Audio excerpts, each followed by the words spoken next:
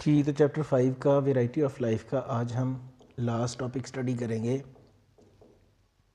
It's about hepatitis, it's causes, it's symptoms and its types.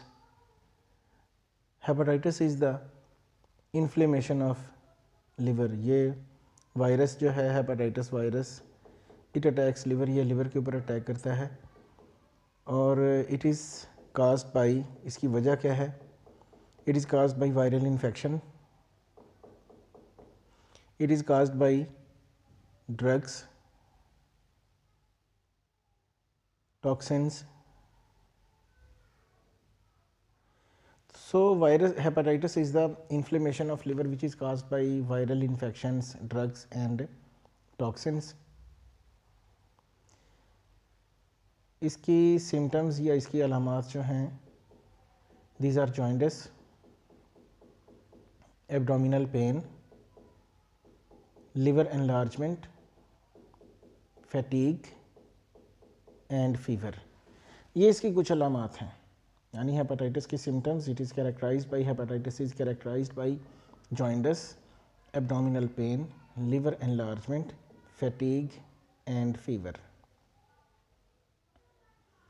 ये आप देख सकते हैं इस तरह हेपेटाइटिस वायरस जो कि लिवर पे अटैक करता है। वायरस का ये अटैक जो है, हेपेटाइटिस जो है, इट कैन बी माइल्ड, बहुत लाइट अटैक इसका हो सकता है।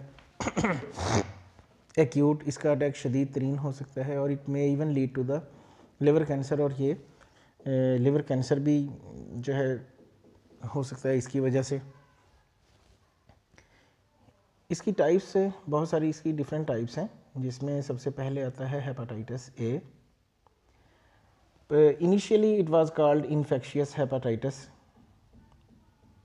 It is caused by hepatitis A virus, HAV इसे आप कहते हैं। ये वायरस RNA वायरस है और नॉन एनवेलप्ड वायरस है।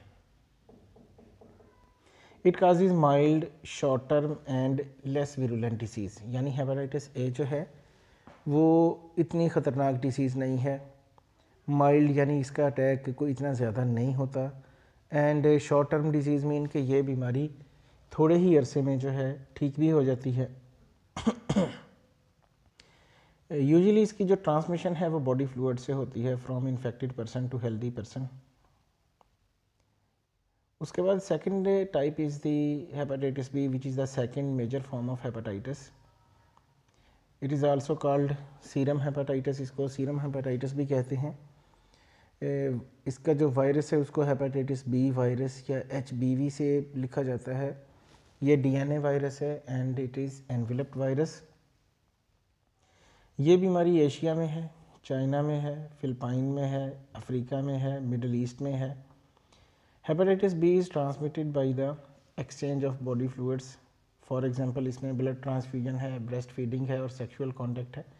These are the major sources of its dissemination.